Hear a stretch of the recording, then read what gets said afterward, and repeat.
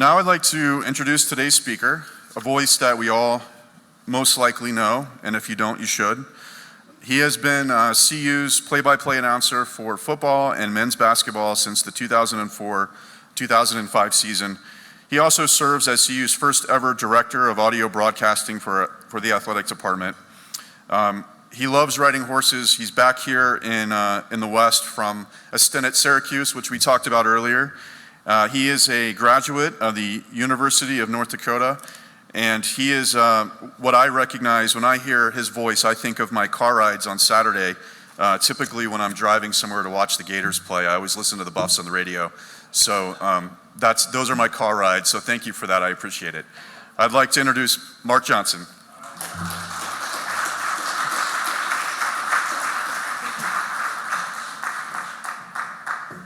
Well, good afternoon. When I'm walking up here, anytime I ever speak for a service group, I always think back. I'm going to pull this up just a little bit, and I won't mess with it again, I promise.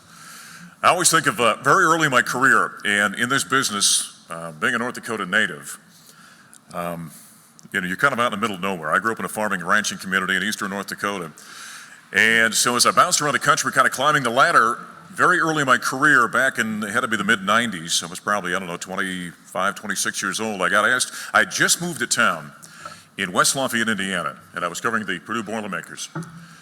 And I got asked, one of our sales directors came in one day and said, hey, the Young Men's Club would like you to come and speak to them. And I said, what's the Young Men's Club? And he said, it's a great service organization here in the Lafayette, West Lafayette area. So I thought, well, that's fine. So they set the date up, and a couple weeks later I went in to speak to this group, and I get there, and I found out when I walked in the room the Young Men's Club was a misnomer. Because as I stand before you today, I'm 54 years old, and even today I would have been by far the youngest guy in the club that day. All right? So it was wishful thinking if they thought that was a group of young men at that time. And I'll never forget, it was kind of a irreverent bunch. And being a young guy, I'd only been in town for maybe a month.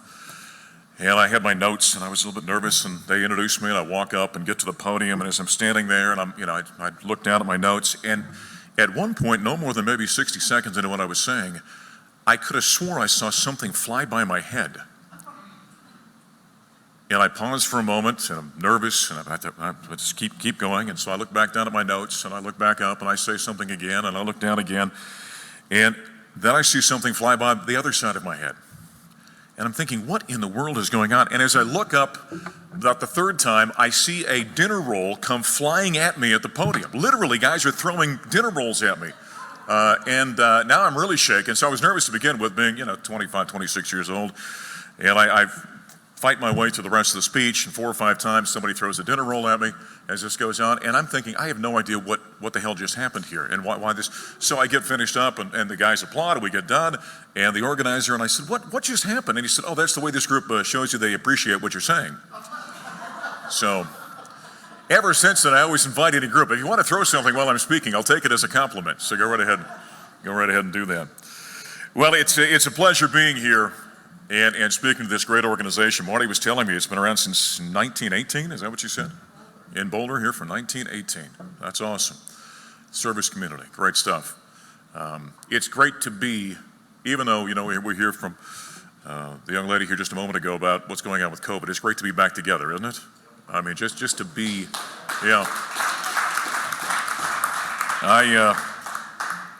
Coach Barnett, who I work with on our broadcast and have the last 5 years, has got a great line when somebody says, good to see you. He always says, well, it's better to be seen than viewed, right? I used that joke at a charity event I was at last night. Nobody laughed. They didn't understand what I was talking about, but it's good to be back. And Marty actually dropped me a line at one point, very early, I think, in the pandemic, and I think you guys might have been meeting, virtually, which I know we've got some folks that are, hi, good to see you folks, welcome. And it's just become such a reality of what we all do. And it's interesting in the world of broadcasting. So last year, like everybody else, we worked remotely. Now think about that for a second. The football team is playing in, let's say, Palo Alto, California. I'm sitting in our television studio at Buff Vision at the event center. Gary Barnett is sitting in his home office down in Phoenix, where he lives during the winter. And somehow we're supposed to broadcast a college football game out of those conditions. Now, here's how we did it. So we got the television broadcast, the television feed, just like you folks get. That's called a program feed. So whether it's on ABC or ESPN or Pac-12 Network, we'd have that up on one screen. The screen wasn't quite this large, but it was a large television. And then we get what we call an all-22 from the opposing school. So Stanford would send us the all-22, which is nothing more than just a camera shot of the field. So you get the broad view of the field, and then the guys in Bufffish would sync those two up, and he and I would do the games. We had to make sure that Gary and I were seeing everything at the exact same time, because I couldn't be 60 seconds ahead of Gary, because then I'd finish with the play, wait for him. He had no clue what was going on. I'd start the next play before he saw it. So we had to make sure we were synced up in that regard. And then they would also send out what we call an effects feed, which is just kind of an ambient sound from the opposing team that we'd get from the stadium that made it sound like we were there. So think about all that could possibly go. You know, we're here right now, and every once in a while, we went to the Zoom up here, and it froze for a split second, right? When the gentleman with the Michigan hat, it froze for a split second. That kind of thing was happening for us. Now, the other thing you got to remember is that, you know, ESPN, when they're broadcasting their game, they're doing it for their viewers and their broadcast. They're not doing it so that somebody can do a broadcast off of it. So they don't show you half the stuff you want to see. The other half of the time, the other feed we're getting, the all-22, is freezing about every 2 or 3 minutes, and so I can't take anything off of that. So you want to talk about tap dancing and trying to adapt and overcome to what was going on and what we were seeing and what we weren't seeing. It was a bit of a challenge. I'll give you a little inside secret, though. So I didn't really notice this until we got to basketball season. And my partner for basketball, Scott Wilkie, who was a great buff back in the 80s and played professionally in Europe for, 12 or 15 years. Now, while we're doing these games, he and I were sitting side by side. So I was able to talk Scott into town here. So he and I were sitting side by side. We also, when you're doing a broadcast, there's a website that really all of sports uses. It's called broadcast.com, and we're able to tap into that. And every game that's going on in America, there's a stat page that updates everything that's happening in the game. So if somebody hits a bucket, score updating, and that's updating the shooting percentages and the rebounding numbers and the assist numbers and all these kind of things. Well, I realized doing a game, McKinley Wright hit a bucket, and I say the score. There's a jumper by McKinley, and it's up and good. And the Buffs are on top by 12, 24-12. And as I say that, I took the score off the stat monitor in front of me. And as I said it, I thought, that can't be right. It just didn't make sense when I said he was up by 12. And I look up at the television, and I realized, well, on the TV, their scoreboard only says the Buffs are up by 8 at this point in time. Well, in my head, I'm trying to keep broadcasting and trying to figure out the confusion of what just happened. Well, I ultimately realized that the computer was about almost 2 full minutes ahead of what I was seeing on television. So now I got to be careful. So you got to be careful, for example, in a game-winning situation, if Colorado's coming down, you don't want to blow the call. I could look down and see that the bucket was hit, and know Colorado won long before it actually happened during our broadcast. So I would try and not watch that to make sure that when I was calling that play, it came out naturally. But then, you get in a long season, you get bored every once in a while. And so I hadn't told my partner about this. So then I started watching that, and I'd say to him, what would be a good thing right here? I think it'd be really good if maybe they ran a pick and roll to the right side and Deshaun Schwartz hit a three-pointer. And he'd come down to court, and I'd say McKinley comes off the pick, gives to Deshaun the corner, pulls up right between the eyes. And Scott's like, how in the world? You are unbelievable tonight. Well, I let that go on for about 2 games before I finally told him what was going on, sir. So I wasn't nearly as smart as he thought I was. But it was a challenge for all of us. So I'm very thankful that this year, when our first road games happens, we're going to Arizona State. We'll be down in Tempe and not have to.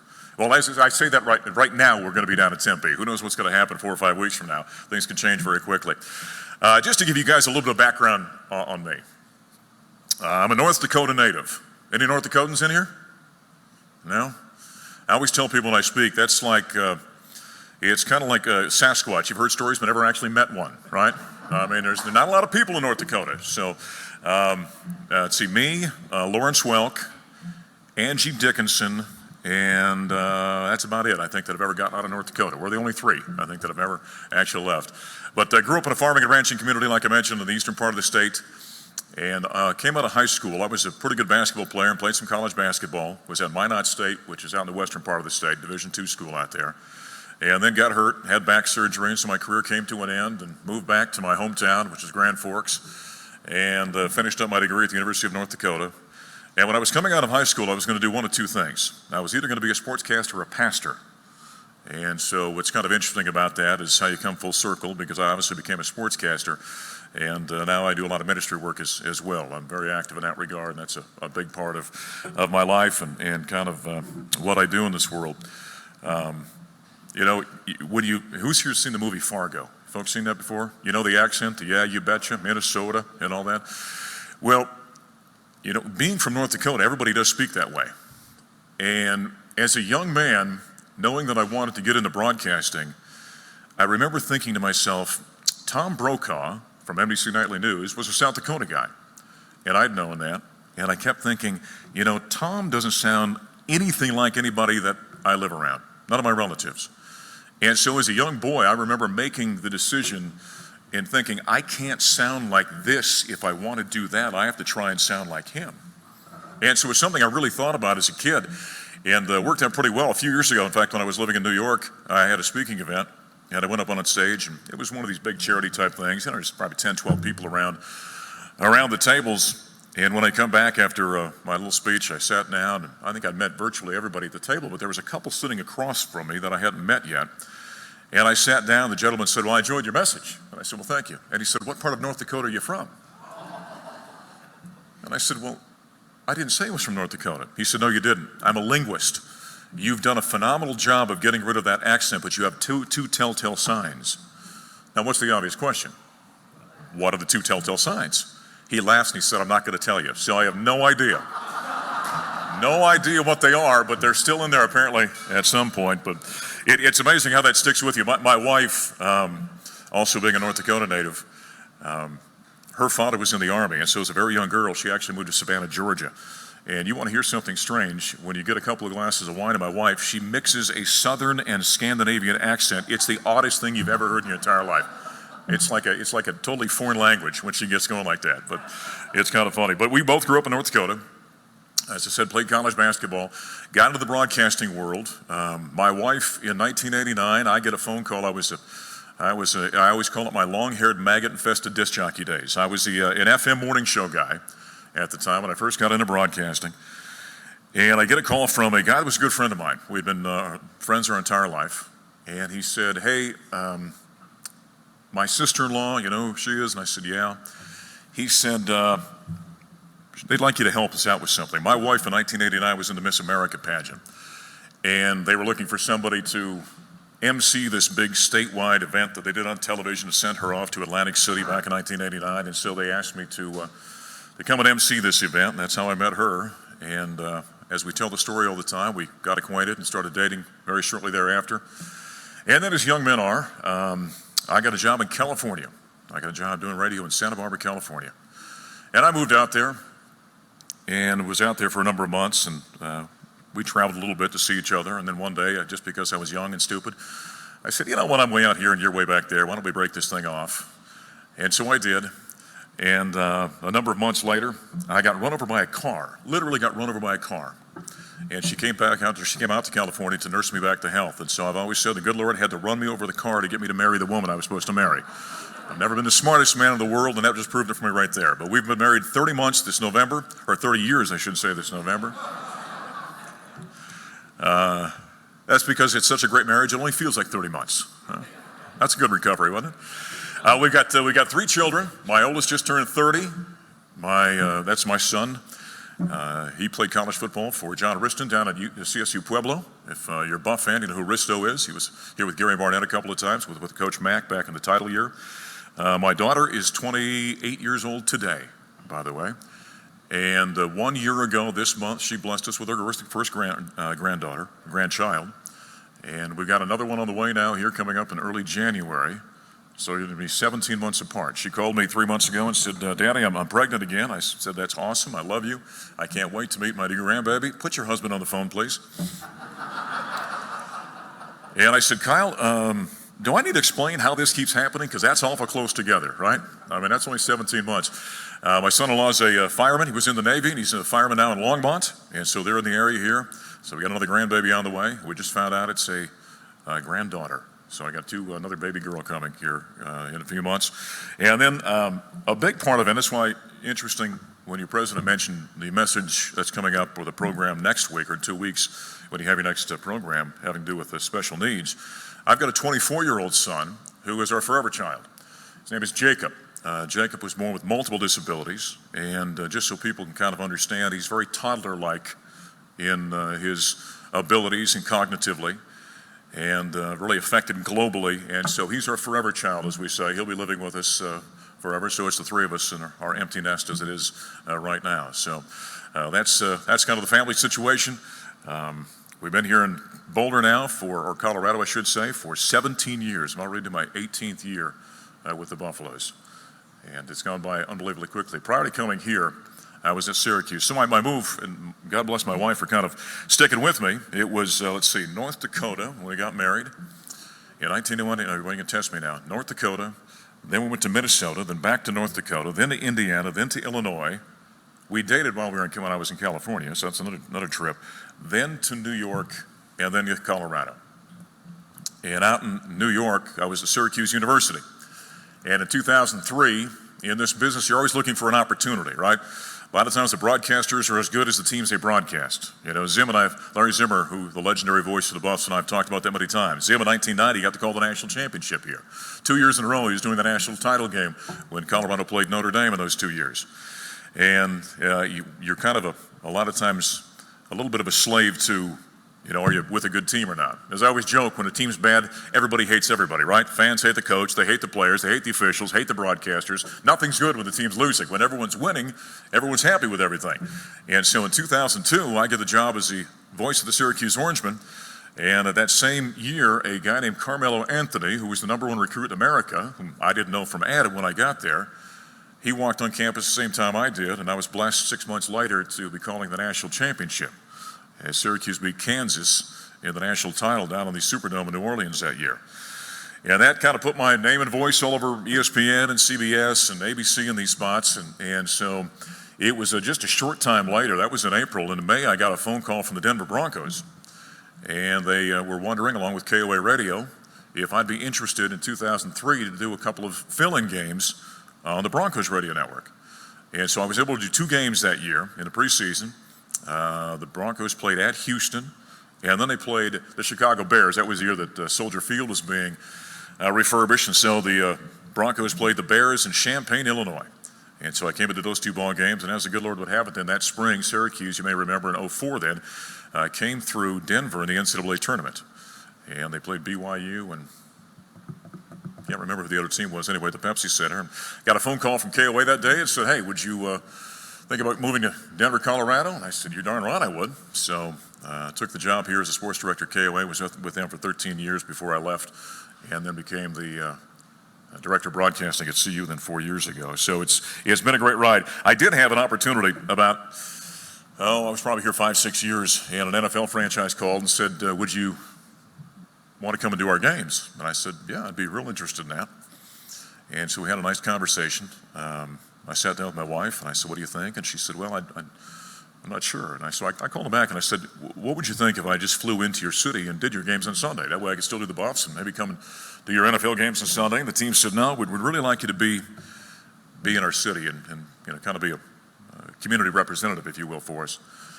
And so I sat down with my wife again and I explained that and I said, so here's the deal. It's a real nice situation, nice city, good opportunity. And she finally says, yeah, I think you should take the job. I said, really? She said, yes, we'll come and visit, but you go ahead and take that job.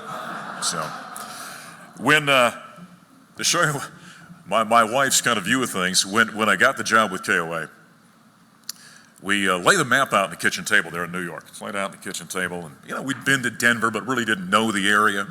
And we're looking at it, and I said, well, there's where Boulder is, and that's where Dove Valley is, and there's where the radio station is. And she says, okay, well, I want to move up here. And I said, what's there? And she says, Evergreen, Colorado. And I said, why do you want to live in Evergreen?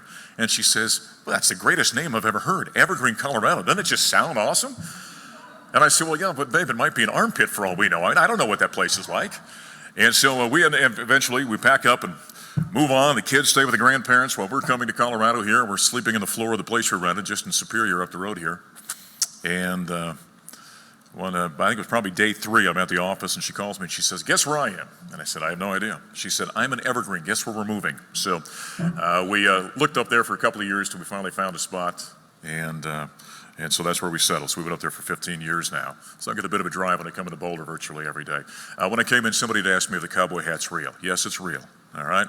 Cowboy hat's real. I'm heavily involved in the horse world, and I do a lot of rodeo stuff and horse training and horse roping and that kind of thing. And so when people always ask, "You a cowboy?" I said, "Nah, I deal with cattle when I rope, but you can call me a horseman, I guess, would be the thing." So that's kind of just a big part of my life. But as for the Colorado Buffaloes this year, let me tell you a little bit about what I see going on with this football team, and then I can open up for some questions that you guys may have, because there's a lot going on in college athletics right now, obviously, with name, image, and likeness, and all kinds of conference moving around, and there's a lot of quaking going on out there in the foundation of college sports that are going to change everything. It's going to be a far, far different world in college athletics here shortly.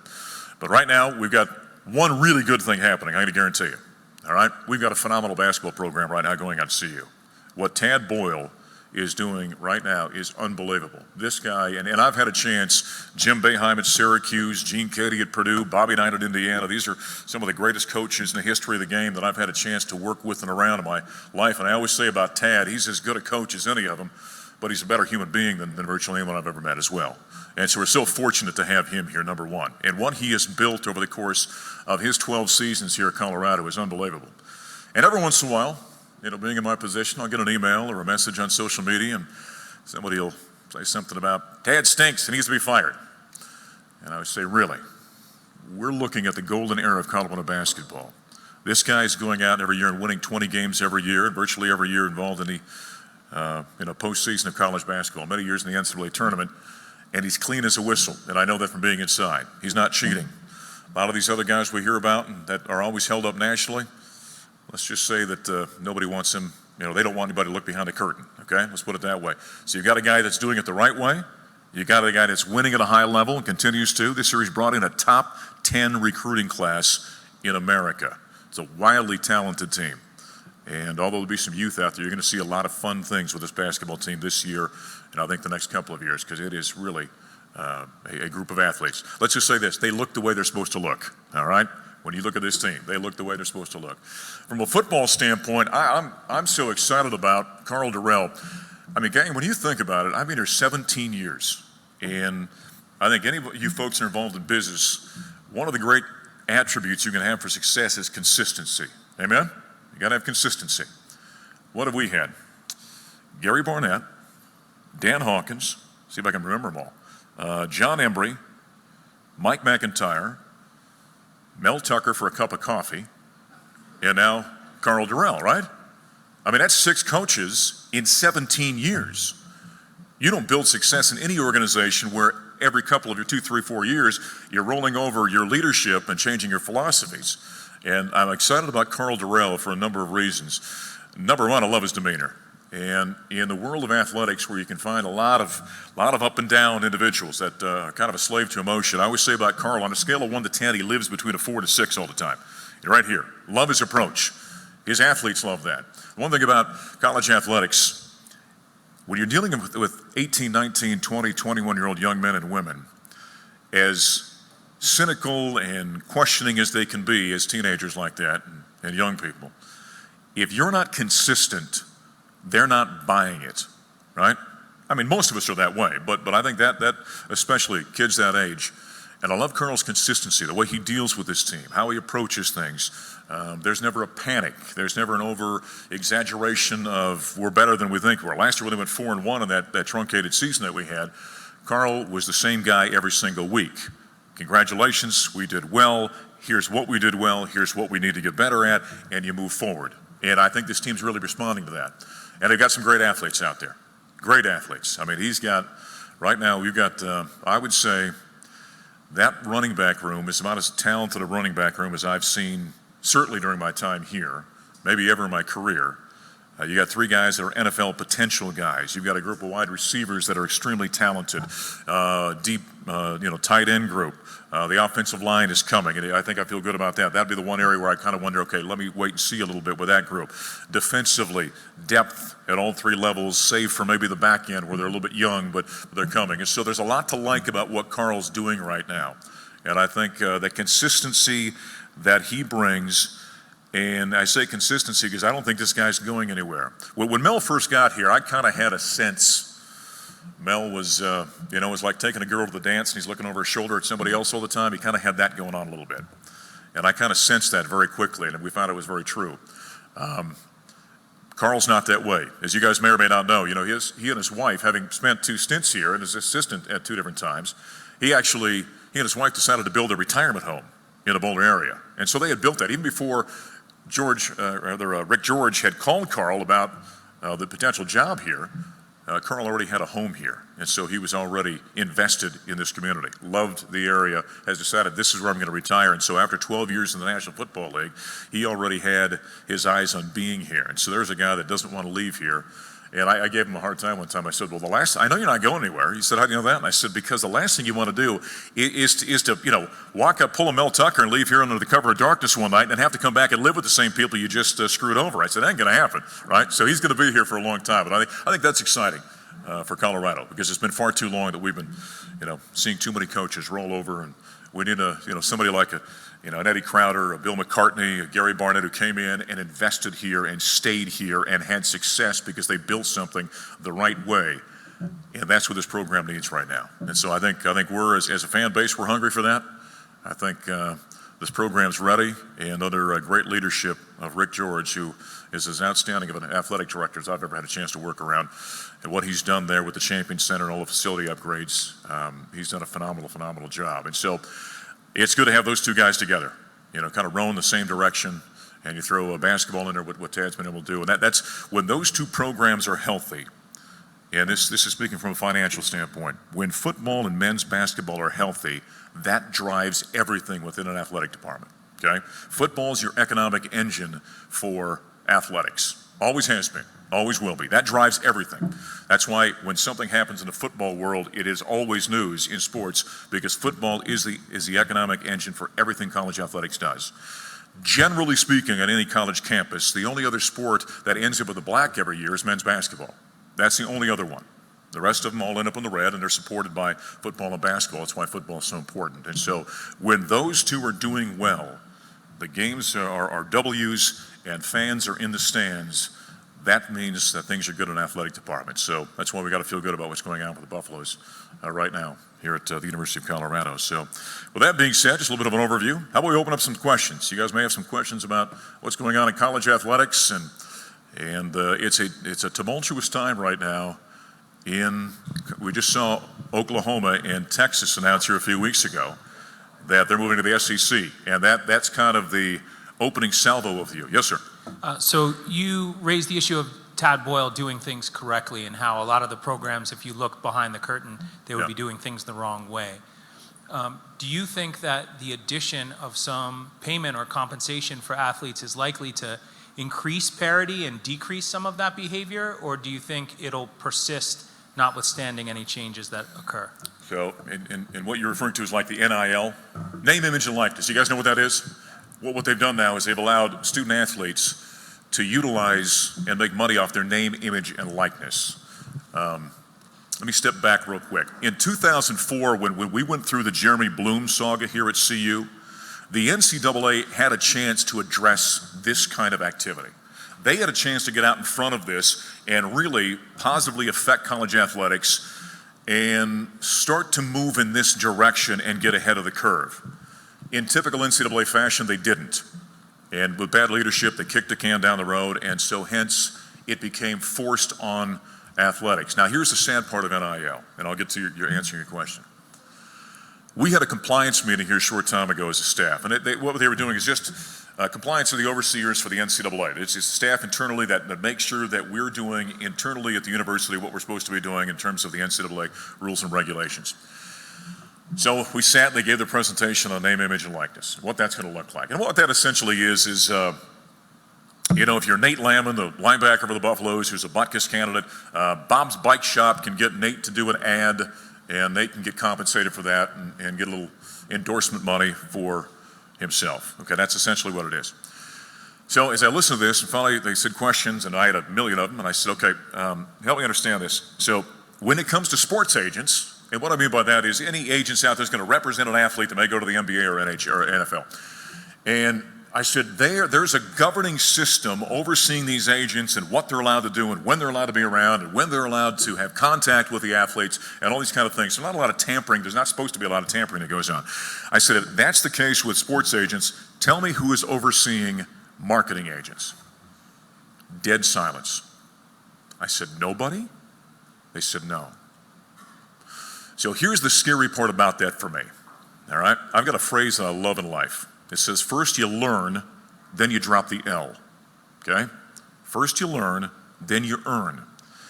And the importance of that, we're still, although they look like grown men and women when we see them on the playing surfaces, right?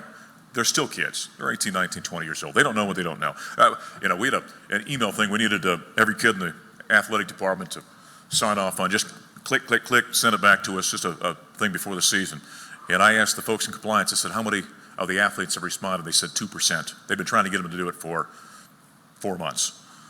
So when they told me that, I said, so you're telling me we're going to expect, we can't get a young man or young woman who's still trying to figure themselves out in life and how this is all going to work. We can't get them to respond on an email where they have to click twice and hit send, but we're going to expect them to keep, you know, all their expenses and their income and their taxes and all the things that you do as businessmen and women, right? So I'm really concerned about this because I think without the oversight on the marketing agents, there are going to be some young men and women who are going to be taken advantage of terribly. And about 4 years when they get out of college, they get that letter that says IRS on the top of it wanting the taxes on the money they made. They'll be thinking, what are you talking about? I haven't kept track of anything. So there's a lot of red flags in this whole deal for me. So with that being said, no, I don't think it's going to cut down on that. In fact, I think it's going to make it worse. And here's why I say that. You might have seen just, was it a week or two ago, and it was celebrated in the media, by the way, that there was some business in Utah that had stepped up and said, we're going to pay the tuition for all 37 walk-ons in the BYU football team. And on the surface, everyone said, that is a phenomenal deal. Isn't that awesome? See how great this is? And on and on and on and on and on. And the first thing I thought of was, back in the day, we got any Nebraska fans in here? Uh-oh, one slow finger went up in the back there. All right. Well, there was a time in college athletics in which in Nebraska, every small town that had a player worth of salt, the community would pay the tuition for that athlete to go to the University of Nebraska. And they had a phenomenal roster. Johnny Rogers, when he was at, or Johnny Majors, I beg your pardon, was he was at Pitt back in the day, used to have some similar deal they did in the state of Pittsburgh, Pennsylvania, rather. And the NCAA cut down on that because it was a way of getting around scholarship limits. All right? So when I heard about this company in Utah that did it, I thought, well, it's the same thing. How's that any different? So think of the way you could stockpile athletes now. And so that's why this thing, I've used the phrase many times, it's the wild, wild west. And the NCAA has totally divorced itself of any responsibility. They've sent it back to the individual states and campuses and said, you're going to deal with this. And so right now, it is a madhouse out there behind the scenes as people are trying to figure out what this means, how it's going to work. And the other thing that this is going to do, and Gary and I have talked about this many times, what does it do to a locker room? And anytime I brought this up on the air, somebody has said to me, well, it's no different. You know, NFL locker rooms, there are some guys that are making $30 million a year, some are making $500,000, they do just fine. Well, here's the difference. Everybody on an NFL roster is making a handsome salary, relatively speaking. Okay, if you're on the low end, you're making $500,000, $600,000. You're on the top end, you're making $30 million a year. Endorsement money is pocket change at that level. You know, when I was at KOA, I used to negotiate our contracts with all the people we had deals with for the Broncos when we would have them on our pregame shows and all these different kind of things. And we do a contract for $40,000, $50,000, $60,000. And when I bring that check over to said athlete and hand it to him, he'd kind of chuckle and say, "I'm going to have a good weekend next weekend in Las Vegas," because that was the spending money. Okay. So they had real money they were making on their contract. These endorsement deals, that was their fun money they're just playing around with. That's not the case in college. The money they're making is the money they're making, period. And that's why it's gonna be a real interesting deal about how this is gonna work out internally, all right? We had a question in the back there, I think the microphone went to. Do I have to stop? See, Marty, I get going and I kind of forget the Time to clock. click the mic and just say thank you so much. Now we know how that voice came about, sort of. And thanks for your affirmation about all good things CU and, you know, the good things that the coaches do, because You it bet. is education first and foremost, and we're grateful that they have the ability, but also the coaches that Sure. see the value in that. You heard a little bit when Daryl won the raffle about Polio Plus. One of the major efforts, Rotary International, has been the eradication of polio. We like to say we're just this close, which is what we could also say about our football and basketball, just this close. That's right.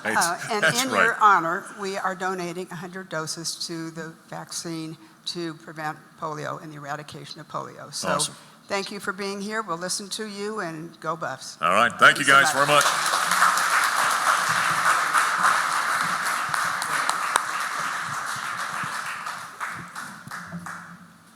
Thank you, Mark. I don't know about anyone else here, but I could sit and listen to you talk all day about this stuff. And if anybody wants to sit and listen to him talk, Friday, September the 3rd, there's a Buffs game where you can listen to him broadcast the game.